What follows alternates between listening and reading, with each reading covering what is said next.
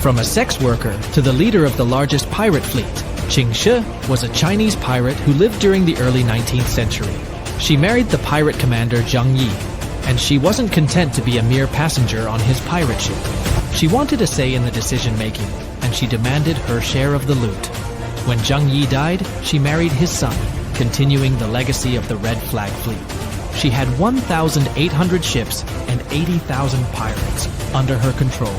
She ruled her fleet with an iron fist, enforcing strict rules against cowardice, disobedience, and disrespect towards female captives. Her leadership style was fierce. Qing Shi took on the Qing dynasty, the British Empire, and the Portuguese Empire. This king poisoned himself every day so that others couldn't. Mithridates' sixth Eupator was the king of Pontus in northern Anatolia. In spite of being a determined king, he was extremely paranoid of being poisoned ever since his father was poisoned. So he started to protect himself against poisons by taking progressively increasing sublethal doses. Over time, made him resistant to poison. He could survive doses of poison that could have killed any other normal human being. He even concocted the Mithridatum, an antidote containing 65 ingredients which is said to work against any type of poison. But this resistance had a paradoxical effect. He wasn't able to poison himself when he wanted to escape capture by the enemies. His wife and child died of the poison, but he didn't. So he had to seek death by the sword. Genghis Khan made his enemy the general of his army. Jebe was famous for being super smart in battles, and he used to be a big problem for Genghis Khan. But instead of getting rid of him, Genghis Khan had a better plan. By turning his adversary into an ally, Khan gained access to an invaluable knowledge about his enemy's strengths and weaknesses. Jebe's first-hand insights became a priceless asset, leading to an ever-expanding string of triumphant conquests. But Genghis Khan's craftiness did not end there. Armed with Jebe's profound understanding of their rivals' military might, Khan devised innovative strategies to outmaneuver and outsmart his adversaries. For every challenge that Jebe had once presented, he now brought double the strength, amplifying Genghis Khan's military might. This king was the real-world Dracula. He was called the Impaler, quite literally. In 1462, his army captured captives in the war against the Ottoman Empire. The Ottoman army saw hell on earth that day. Across roughly 1 mile, 23,844 captives had been impaled in a semicircle. Vlad is thought to have killed between 100,000 people in just 6 years. But his ruthlessness helped him achieve great victories. He was one of the first kings to use germ warfare by encouraging those afflicted with syphilis, tuberculosis, and plague to dress in Turkish fashion and intermingle with the enemy soldiers. In 1476, having just begun his third phase as ruler, that Vlad was killed in a skirmish with the Turkish army.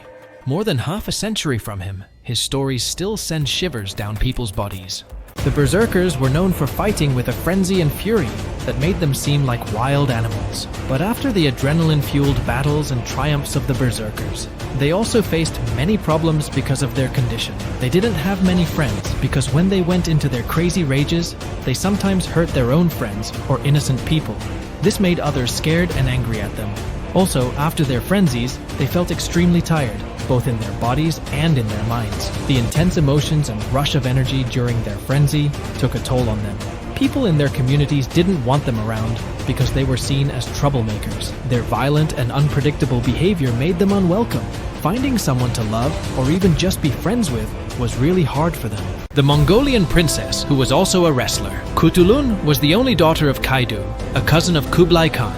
She was his trusted companion in war. She was a fearless fighter who rode by his side, taking captives and defeating enemies. She was also a master of archery and horseback riding. But Kutulun was not only a warrior, she was also a wrestler. Wrestling was a popular sport and a form of entertainment among the Mongols, and Kutulun was the champion of champions. She was so confident in her abilities that she made a vow.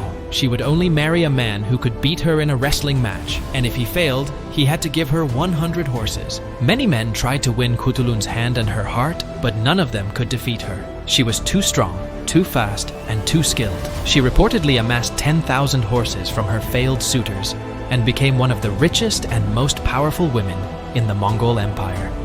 This ancient city was more advanced than what we've got going on today.